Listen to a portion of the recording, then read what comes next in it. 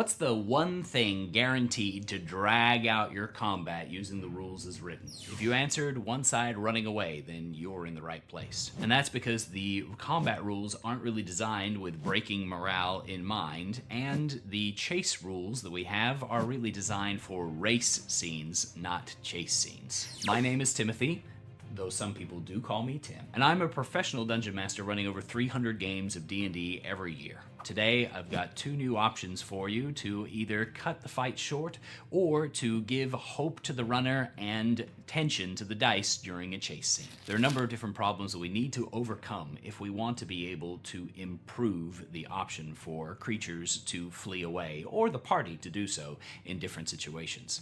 At the moment, the biggest problem is that the rules as written pretty much lead to whoever is fastest in any situation being the one who's going to win when there comes a opportunity for tension of running away. All the tension is gone because if one side is slower than the other side, there's no point in trying to run. And that really stands out hard when you're looking at the chase scene rules. Meanwhile, the problem with running it as straight up combat is that it just drags out. The amount of time it takes to resolve things as creatures running away means that some of your party might have a harder time being able to actually keep up and cause damage in order to finish them off, and you have to grind it out to that final last hit point in order to determine which side wins, and your pacing and tension die along with those characters. If the battle has already been decided, then the initiative system should no longer really apply. Answering the question of can the PCs win is the purpose of having rolled initiative in the first place. Once the answer to that question is apparent, we want to wrap things up as quickly as we can and get on to the next interesting question. Because answering the question of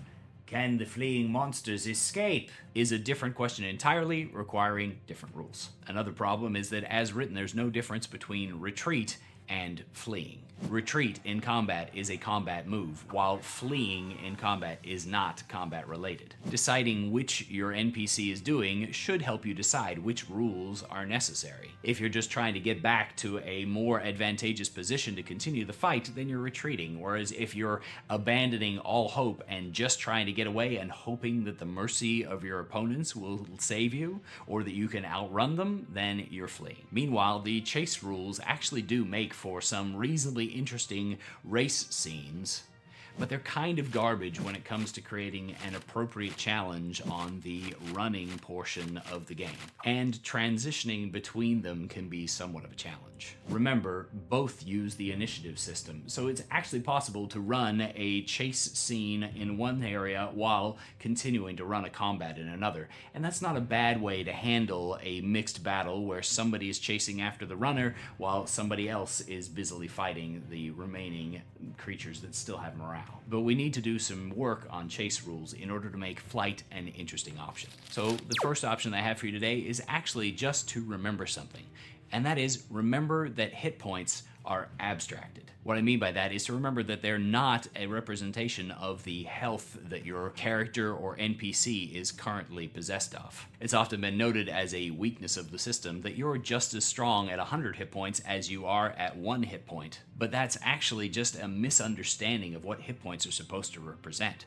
Hit points in Dungeons & Dragons represent your will to continue to fight, irrespective of the actual harm that has been taken to your body. This means that when your morale has broken and you have effectively decided that you are no longer a combatant and are fleeing away and you've lost your will to fight, you have effectively been reduced to 0 hit points. So the first solution is to just allow any attack on somebody who is in a fleeing state with their morale broken to be a kill shot. Or set a threshold equal to their hit dice as to the amount of damage that needs to be dealt in one blow to take them down if you want to make it a little bit harder. Let the monsters and NPCs die fast to preserve the tension and flow of your game. And remember that attacking fleeing foes in almost all cultures is considered at the very least kind of a crap move and incredibly uncool. And feel free to do absolutely everything that you can to make your players feel bad for being bad, especially if they're supposed to be the good guys, which is probably not a foregone conclusion these days. When it comes to your players' characters, obviously it can be a little bit tougher to just say if you're flat out fleeing,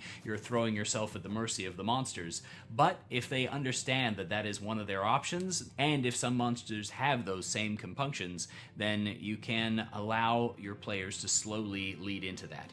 Most of the time, what players are really looking to do is to retreat rather than flee anyway. And because when you're attacking your players while they're getting away, the tension tends to stay higher than when the reverse is happening, it's more important that you use this method to solve the problem for NPCs and creatures than it is for you to solve the problem for the player characters. The second way of fixing things is to realize that in order for a chase scene to be a reasonable scene to run, there needs to be more variance in the speeds of people who are all out flat chat running to try to get away with no personal defense in mind. The chase rules are actually pretty good for races, but we can make them good for chases by including some variability in the speed that our players and monsters can get away. So, give creatures that are dashing in a chase scene the option to make a DC 12 strength athletics check in order to add 1d6 to their speed. They can do this a number of times equal to their strength modifier, a minimum of 1 because terror will make almost anybody move a little faster, and failure on this check decreases their speed as they stumble over their footsteps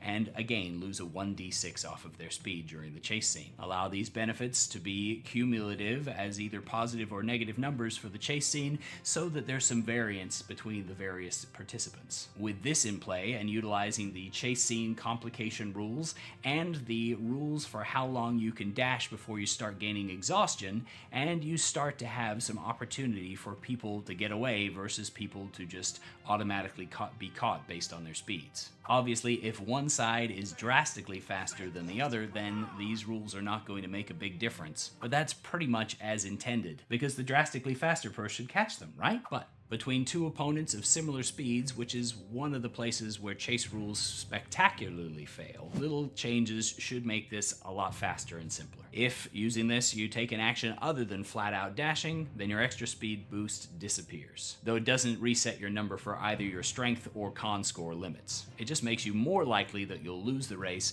if what you did doesn't end it. Then, to finalize this, if a chasing party manages to catch up to a fleeing party, allow them to decide how it ends narratively and without involving a whole ton of rolling of dice. The only time that this should be an exception is if this was a calculated flight with a separate endgame in mind, rather than a morale has broken situation. In both cases, there is, of course, a cautionary note worth taking. If your bad guys flee and the party lets them, don't screw with them about this. The guys who fled away should not want to come back and tangle with the party another time just because they managed to get away, unless it was a calculated flight planned beforehand. If fleeing foes repetitively and repeatedly become recurring foes, your party will learn that social mores don't matter and they should just go ahead and kill anything that tries to run away anyway. Consider instead adding opportunities for these fleeing foes to spread stories and have word of that get back to the party